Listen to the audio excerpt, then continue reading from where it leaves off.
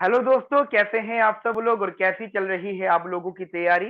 दोस्तों, आज हम लोग बात करेंगे कि जो माइक्रो इकोनॉमिक्स सब्जेक्ट होता है, वो सब्जेक्ट हम लोगों को इतना डिफिकल्ट क्यों लगता है या वो इतना बोरिंग क्यों लगता है। कुछ लोग ऐसे हैं जो मानते हैं कि माइक्रो इकोनॉमिक्स के न्यूमेरिकल्स हमसे सॉल्व नहीं होते हैं क्योंकि वो सब्जेक्ट टफ होता है।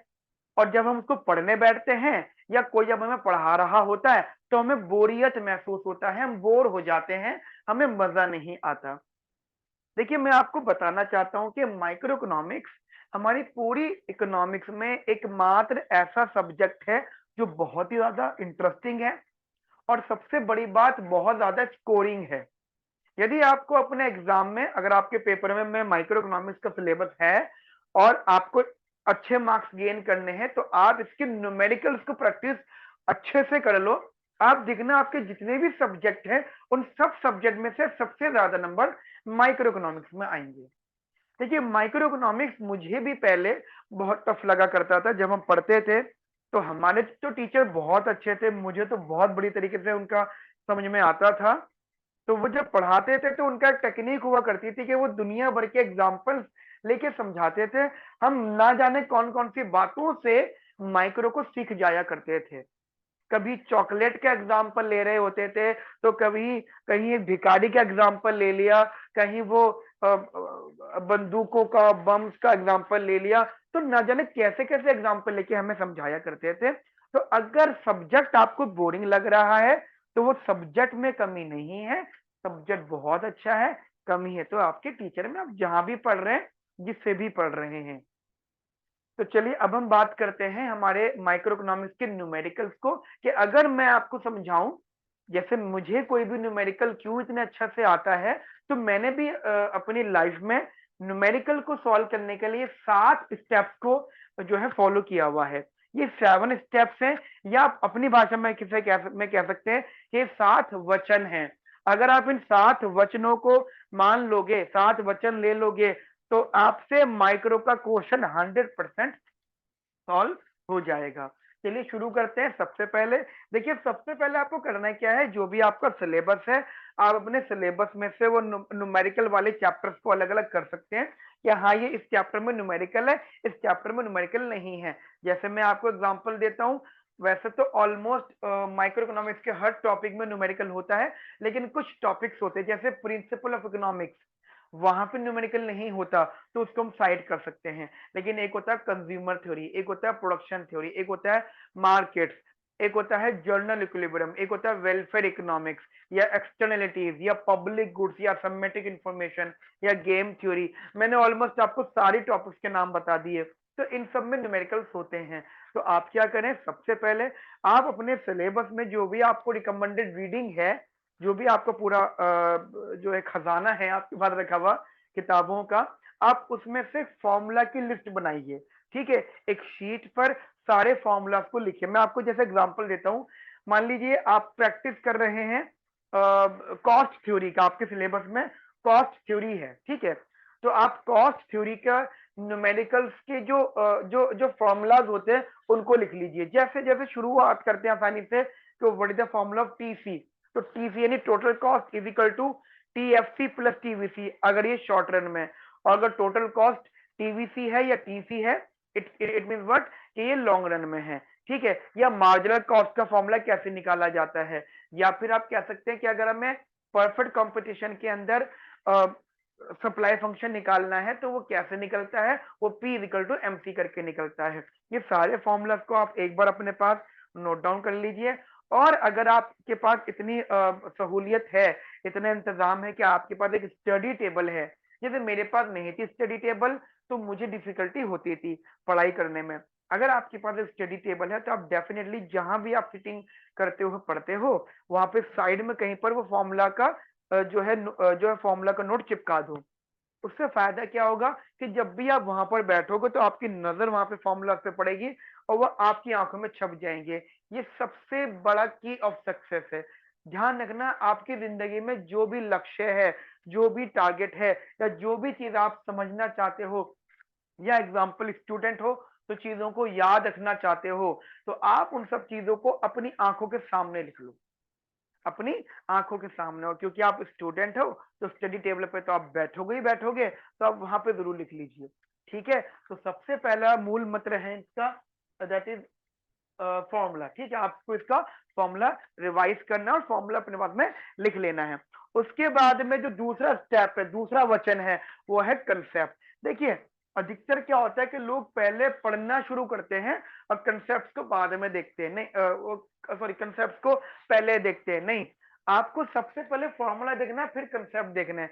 हाँ, अगर आप कहते हो नहीं सर हम तो पहले कंसेप्ट देखेंगे फिर फॉर्मूला करेंगे, या फिर पहले फॉर्मूला पढ़ेंगे फिर कंसेप्ट करेंगे, आप इन दोनों स्टेप्स को आगे पीछे कर सकते हो। मैं अगर अपनी बात करूं तो मैं ये फॉलो करता था, आज भी मैं ये फॉलो करता हूं, क्योंकि ऐसे मुझे हमेशा न्यूमेरिकल याद रहते हैं।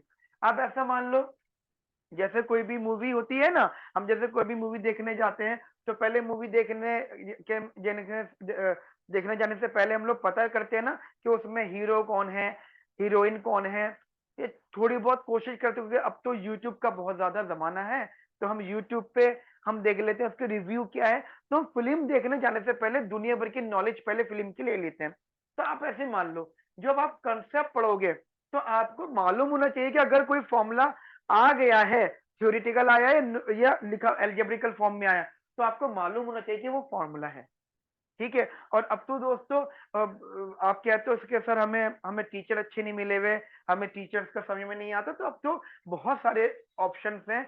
आप यूट्यूब के थ्रू भी पढ़ सकते हो, काफी सारी वेबसाइट्स हैं उनके थ्रू भी पढ़ सकते हो। यदि आपको प्रॉब्लम है तो फिर आप कोई टीचर भी ढूंढ सकते हो। और उसके अलावा फेमिकॉन क्लासेस पर जितना हमने कंटेंट आपको प्रोवाइड करा है आप लोगों के लिए, आप उनको भी फॉलो कर सकते हो। लेकिन ध्यान रखना, सब्जेक्ट को बोरिंग नहीं समझना है, सब्जेक्ट बहुत इंटरेस्टिंग होता है। उसके बाद में हमारा तीसरा स्टेप जो है वो है attempt the most easy example. देखिए, होता क्या है कि जैसे आपको याद होगा कि एक ना वीडियो गेम हुआ करता था, या अभी भी आप लोग वीडियो गेम्स खेलते हो काफी सारे। जनरल एग्जांपल मान लो, तो कोई एक वीडियो गेम है, अब उस वीडियो गेम की पहली स्टेज होगी इजी, फिर दूसरी स्टेज होगी थोड़ी सी डिफिकल्ट, तीसरी स्टेज होगी और डिफिकल्ट, करते करते करते उसकी जो 10th स्टेज होगी, मान लो 10th स्टेज उसकी लास्ट स्टेज है या 10th स्टेज है, तो वो जितना हो सकता है एज मैक्सिमम पॉसिबल डिफिकल्ट होगी। अब अगर हम थोड़ी सी चीज को सीख कर सीधा मोस्ट डिफिकल्ट स्टेज पर चले जाएं या मोस्ट डिफिकल्ट स्टेप फॉलो कर लें, तो ऑब्वियस ही बात है हम लोग कभी भी उस गेम को नहीं जीत सकते। अगर हम उस गेम को जीतना है तो हमें बिल्कुल इनिशियल स्टेज से चलना पड़ेगा, हमें शुरुआत से ही चलना पड़ेगा। देखिए, जब आपने कंसेप्ट पढ़ लिए हैं तो इसका मतलब क्या, हल्का हल्का आपको चीजें दिमाग में बैठ गई हैं। अब आपको करना क्या है, अब आपको मोस्ट इजी एग्जांपल उठाने हैं, कोई भी 5, आप कोई भी बुक फॉलो कर सकते हो माइक्रो इकोनॉमिक्स के लिए। अगर आप स्टैंडर्ड बुक्स की बात करते हैं तो शॉम सीरीज में एक लिस्ट बनाऊंगा आप लोगों के लिए कि कौन कौन सी माइक्रो की बुक्स हो सकती हैं जहां से आप प्रैक्टिस कर सकते हो। अगर आपको बिल्कुल आसान तरीके से तैयारी करनी है तो बुक आती है शॉम सीरीज माइक्रो इकोनॉमिक्स के लिए, बहुत बढ़िया बुक है। ठीक है, आपका जो भी टॉपिक है आप उसके कोई भी 5 इजी एग्जाम्पल देख सकते हो। ध्यान रखना, जब मैं लिखता हूँ एग्जाम्पल तो इसका मतलब वहां उसका मतलब होता है कि वो सोल्ड एग्जाम्पल्स हैं। ठीक है, उनमें सोल्यूशन भी अवेलेबल है। ध्यान रखना, शुरू में ही डिफिकल्ट क्वेश्चन के चंगुल में मत फंस जाना। कभी कभी हम अगर शुरू में ही डिफिकल्ट क्वेश्चन के चंगुल में फंस जाते हैं तो उससे उससे निकलने का एक ही रीजन हो उससे निकलने का एक ही तरीका होता है कि उसको छोड़ दो, उसके बारे में आप सोचना छोड़ दो। मान लीजिए हम कहीं पर फंस गए, तो उसको निकलने का मतलब यही होता है कि अब उसके बारे में कोई बात नहीं होगी। यही होता है हमारी जिंदगी में भी। लेकिन अगर ऐसे पढ़ाई में हो जाए तो फिर ऐसे टॉपिक थोड़ी छोड़ा जाता है, बिल्कुल नहीं छोड़ा जाता टॉपिक ऐसे, नहीं छोड़ा जाता ना टॉपिक ऐसे। तो आपको क्या करना है, आपको गलत स्टेप भी फॉलो नहीं करना है, आपको सबसे पहले सबसे इजी क्वेश्चंस उठाने हैं। जब आप ये इजी क्वेश्चंस उठा लेंगे तो मोस्ट प्रोबेबली आपके कंसेप्ट और स्ट्रांग होते जाएंगे। उसके बाद में now the the main stage is come, वो क्या होगी, मोस्ट डिफिकल्ट एग्जांपल। देखिए, आप जो भी बुक फॉलो कर रहे हो, जो भी बुक, ठीक है, वो आपके सिलेबस की जो भी बुक्स हो सकती हैं, मैं इसके एक बात की वीडियो में जरूर बताऊंगा कि आप माइक्रो इकोनॉमिक्स को कहाँ कहाँ से पढ़ सकते हो, न्यूमेरिकल्स को कहाँ से पढ़ सकते हो, थ्योरी कहाँ से पढ़ सकते हो। तो मान लीजिए आपको मोस्ट डिफिकल्ट न्यूमेरिकल देखने, मोस्ट डिफिकल्ट एग्जाम्पल देखने, तो मेरे अकॉर्डिंगली एक बुक आती है Snyder and Nicholson, foreign author की बुक है। और अगर आप और इजी मतलब डिफिकल्ट लेना चाहते हो लेकिन इंडियन ऑथर के वाला लेना चाहते हो, तो H L Ahuja is the very good book. ठीक है, एच एल आहूजा भी एक बहुत अच्छी बुक हो सकती है। या फिर आप जो भी बुक फॉलो कर रहे हो, तो आप इतने समझदार हो डेफिनेटली कि आपको पता है कि कौन सा क्वेश्चन कौन सा एग्जाम्पल इजी है और कौन सा एग्जाम्पल डिफिकल्ट है, ये आप सबको इजीली पता है। तो आप मोस्ट डिफिकल्ट एग्जाम्पल उठाएं। और ध्यान रखना, मोस्ट डिफिकल्ट एग्जाम्पल को करने का नेचर क्या हो, अटैक। अटैक, दू दू दू दू दू दू दू दू दू दू दू दू, एकदम मतलब टूट पड़ो। जैसे होता है ना कि वो जैसे जैसे बिल्ली के सामने दूध रखा हुआ, चपट मार के उसके ऊपर, ठीक है, इस तरीके से टूट मरो, बिल्कुल भूल जाओगे कोई देख रहा या कोई नहीं देख रहा। या ऐसा सोचो वो मतलब शादी में फंक्शन में गए हैं हम लोग और खाना उन्होंने बहुत देर से खोला, 9 बजे की जगह 11 बजे खाना खोला, और कैसे लोग थोड़ा सा शर्माते जरूर हैं, लेकिन एक टाइम के बाद जब देखते ना भीड़ बहुत है, अटैक, उस तरीके से आप बिल्कुल इस क्वेश्चन को अटेम्प्ट करो। ठीक है, बढ़िया तरीके से अटैक की तरह करो। जैसे एग्जाम्पल, मेरे कहने का मतलब ये हो जाता है, मान लो मान लो आपके सामने कोई ये कहता है कि यार ये क्वेश्चन बहुत टफ है, मुझसे नहीं हुआ, बगैर सोचे समझे बोलो अरे ला मुझे दिखा, मैं बताता हूँ कैसे होगा सॉल्व ये। ठीक है, बगैर सोचे समझे एकदम से उठा लो, क्या होगा, ज्यादा ज्यादा क्या होगा, नहीं होगा सॉल्व। और सोच लो बेइज्जती होगी, तो कोई बेइज्जती नहीं होगी, क्योंकि जो आपके सामने बैठा है उससे भी नहीं हुआ था, क्योंकि उससे नहीं हुआ था तभी तो आपको आपको मिला हुआ सॉल्व करने के लिए। हाँ, कहीं पर अगर मामला गर्लफ्रेंड बॉयफ्रेंड का हो, सामने अगर बैठी है बैठा है, तो वहां पर हो सकता है शर्म आए, लेकिन जिनने शर्म करी उसने कुछ भी नहीं किया जिंदगी में। ठीक है, शर्म कर गया, मान समझ लो मर गया। ठीक है, तो वही आपके दिमाग में रखना है, शर्म बिल्कुल नहीं करनी है, बस क्वेश्चन को अटेम्प्ट करना है अटैक की तरह। मैं फिर बोलूंगा, ज्यादा से ज्यादा क्या होगा, नहीं होगा। अगर आपसे क्वेश्चन नहीं होता है, इसका मतलब आपका डायरेक्शन गलत था। आपने जो एग्जाम इजी एग्जाम्पल पढ़े थे या इससे पहले कंसेप्ट पढ़ा था, गड़बड़ी करी थी आपने, या तो आपका रेफरेंस सही नहीं था, या फिर अगर आप किसी टीचर से पढ़ रहे हो वो इंसान ने ठीक नहीं पढ़ाया आपको, कहीं ना कहीं रीजन है, सब्जेक्ट में कमी नहीं है। और जहां तक मेरा मानना है, आप में भी कमी नहीं है, कमी होती है आपको मेंटोर, आपके मेंटोर्स में, आपको गाइड करने वालों में। मैं कोशिश करता हूँ कि आपको जितना हो सकता है अच्छे से अच्छा गाइड करूं। अगर आपको मेरी बातें अच्छी लगती है तो इसका आंसर सुनो और दिमाग में रख लो, बुरी लगती है, पसंद नहीं आ रही, तो इसका आंसर सुनो, इसका आंसर निकाल दो। जिंदगी जीने के दो ही तरीके हैं, दूसरों की बातें अगर अच्छी लग रही हैं तो दिमाग में रख लो, अच्छी नहीं लग रही तो निकाल दो इसका आंसर। बस दो आसान से तरीके जिंदगी जीने के, मैं भी फॉलो करता हूँ, आप भी फॉलो करो। अगर आपसे क्वेश्चन नहीं हो रहे हैं, अटैक करा, क्वेश्चन नहीं हो रहे, हम पता है क्या करते थे, हम जैसे एग्जांपल दे रहा हूँ, स्कूल लेवल पे, स्कूल लेवल में या कॉलेज लेवल में, न्यूमेरिकल वाली जगहों पे। ठीक है, एंड आफ्टर दैट बाद में भी ऐसा हुआ, जैसे स्कूल लेवल पे जैसे हम लाइब्रेरी में ऐसी फ्री पीरियड था, लाइब्रेरी गए, क्योंकि क्योंकि हमारे जमाने में इतने रेफरेंसेस नहीं हुआ करते थे इंटरनेट के। आज के तो लाइब्रेरी जाने की जरूरत नहीं है, इंटरनेट पे ढूंढ लो दुनिया भर की चीजें। तो हमारे पास उस टाइम स्कूल में फोन भी नहीं हुआ करता था, हम परमिशन लेके लाइब्रेरी गए, वहां से बोला कि हमें मैथ की बुक लेनी है, मैथ या जो भी सब्जेक्ट हमारा हुआ करता था न्यूमेरिकल, वो बुक उठाई तीन चार दोस्तों ने, और अगला एक पेज के अलग अलग क्वेश्चन मार्क कर लिया, यार ये तू कर, ये तू कर, और ये तू कर।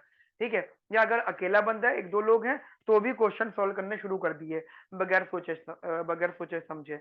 और ये पक्का हुआ करता था कि चार पांच लोग अगर क्वेश्चन को सॉल्व कर रहे हैं, तो शायद ही कोई क्वेश्चन होता होगा जो उन चारों पांचों से नहीं हुआ होगा, अदरवाइज वो चारों पांचों मिलके डेफिनेटली मोस्ट डिफिकल्ट क्वेश्चन को सॉल्व कर दिया करते थे। ध्यान रखना, यहाँ पे आपको वार्ड नहीं फेस करना, ये वार्ड नहीं है, अटैक जरूर कर रहे हो, बट ये वार्ड नहीं है, यहाँ पर हार जीत का फैसला नहीं हो रहा। हार जीत का फैसला होगा एग्जाम वाले दिन, जिस दिन एग्जाम होगा उस दिन आप अपने आप को तैयार करते हुए चलो।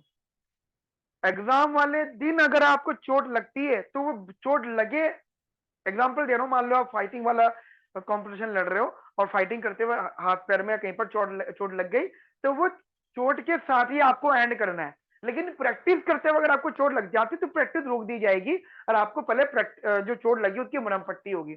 ऐसे ही होता है ना, ऐसे ही होता है, वही मैं आपसे बात कर रहा हूँ। तो आपको जैसे हम लोग करा करते थे ऐसे करना है।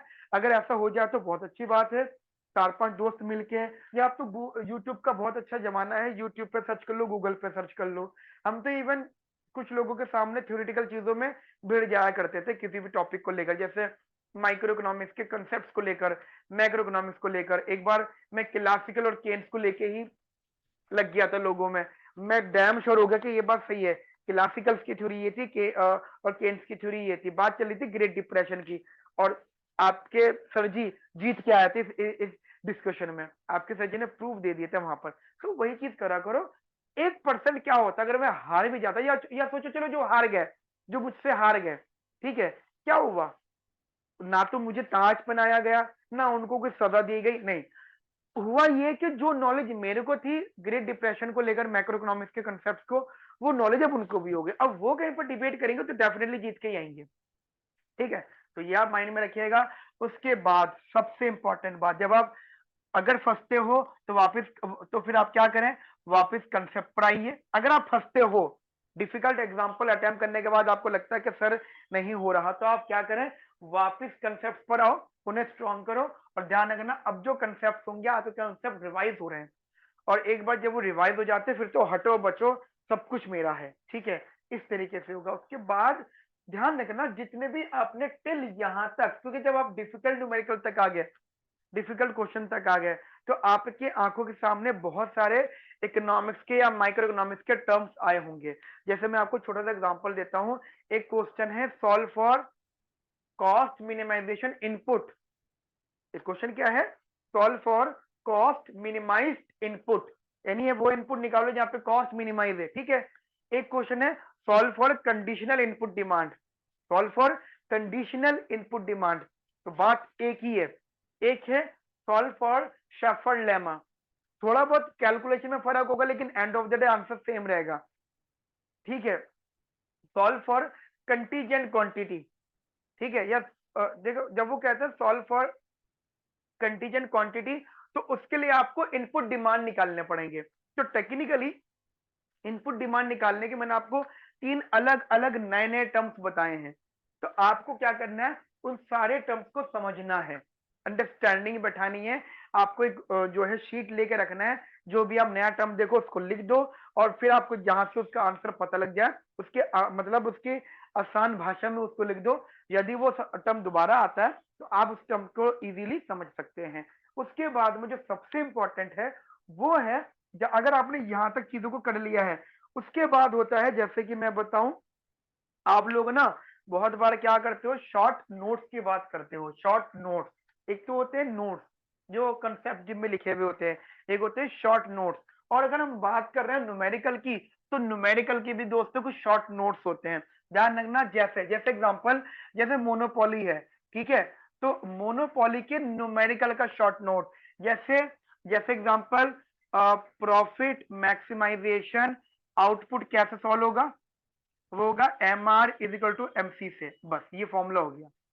ये कंसेप्ट नहीं, जनरली देखो, ये फॉर्मूले में भी आ गया, ये कंसेप्ट में भी आ गया, लेकिन होता क्या है, जब आप यहां तक पहुंच जाते हो तो फिर आपको न्यूमेरिकल की नॉलेज और मिल जाती है। फिर आपने ये फॉर्मूले तो वो थे जो आपने इनिशियल बनाए थे, लेकिन अब जो आप बनाओगे, अब आप प्रैक्टिस करने के बाद बनाओगे। आपको पता होगा कि अगर मेरे सामने कोई क्वेश्चन आ जाएगा तो उस क्वेश्चन को मैं किस तरीके से तैयार कर सकता हूं। जैसे मैं आपको एग्जांपल दूं, जब मैं आपको कोई सब्जेक्ट पढ़ाऊंगा या कोई टॉपिक में आपको पढ़ाऊंगा, तो न्यूमेरिकल, तो मैं अपना काम आसान करने के लिए जितने क्वेश्चन का नेचर में आके फेस करने वाला हूं, मैं ऐसे ही करता हूं अपनी नॉर्मल रेगुलर क्लासेस में, इंस्टीट्यूट में जो मैं जाके पढ़ाता हूं। तो मैं वहां पे यही करता हूं कि जो न्यूमेरिकल में डिस्कस करने वाला हूं, उस न्यूमेरिकल की सारी बातें, 4-5 बातें जो भी होती हैं, वो सबके सब मैं लिख देता हूँ यहां से लेकर यहां तक। फिर जब मैं न्यूमेरिकल करवाने वाला होता हूँ, तो मैं बच्चों को रेफरेंस ले लेता हूँ, यहाँ से देखो ये। तो वो सोचते हैं स्टूडेंट सबके सब कि अच्छा ये तो यहाँ से उठाया, नहीं, ये तो मैंने बनाया। क्योंकि मैंने क्यों बनाया, क्योंकि मैंने सारे क्वेश्चन देखे हुए हैं। लेकिन यहाँ पे मैं आपको तैयार कर रहा हूँ, मैं आपको जो वॉरियर बना रहा हूँ, योद्धा बना रहा हूँ। ठीक है, आपकी तैयारी करवा रहा हूँ। तो मेरा मानना यह है कि आप ये सब चीजें खुद बनाएं, जो न्यूमेरिकल्स हो आपके, आप उनके शॉर्ट नोट्स खुद तैयार करें। ये आपके 6 वचन हो गए। अब बचता है 7वां वचन। 7वां वचन आखिरी आखिरी वचन, और ये वचन ऐसा वचन है कि समझ जाओ, कि इसके बाद कोई कुछ चीज होगी ही नहीं एग्जिस्ट। अगर इस वचन को आपने फॉलो कर लिया आखिरी वचन को, तो सब कुछ इन सारे वचनों का जो है निचोड़ यहां मिल जाएगा।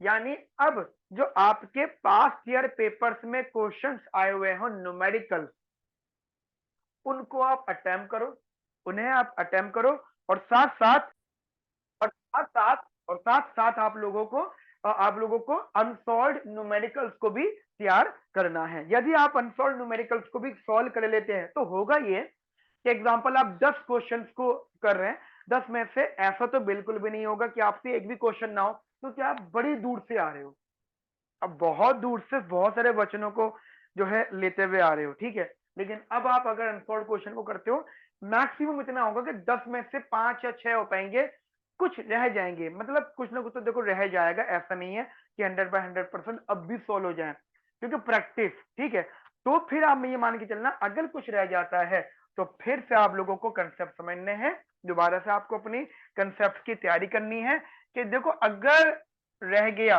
तो आपको फिर कंसेप्ट पर आना है, और आफ्टर दैट ये जो कंसेप्ट बनेगा आपका अब इतना स्ट्रांग हो जाएगा, इतना स्ट्रांग हो जाएगा कि आप कोई भी क्वेश्चन आपके पास से बगैर सॉल्व हुए नहीं जा सकता। तो ये 7 वचन थे जो मैंने आपको बताए, जो मैंने अपनी लाइफ में फॉलो करे एज एन स्टूडेंट भी और एज एन टीचर भी, ठीक है। तो ये आप माइक्रो इकोनॉमिक्स के न्यूमेरिकल्स को सॉल्व करने का तरीका बहुत ध्यान से समझ लीजिएगा, वीडियो को दोबारा दोबारा देखिए, ठीक है। अगर आप ये मान लेते हैं, ये चीजें, इन सब चीजों को फॉलो कर लेते हैं, तो आपकी नैया जरूर जो है पार हो जाएगी। चलिए मिलते हैं नेक्स्ट वीडियो में, तब तक के लिए ध्यान रखिए, ख्याल रखिए। Have a nice day, thank you, bye bye, take care.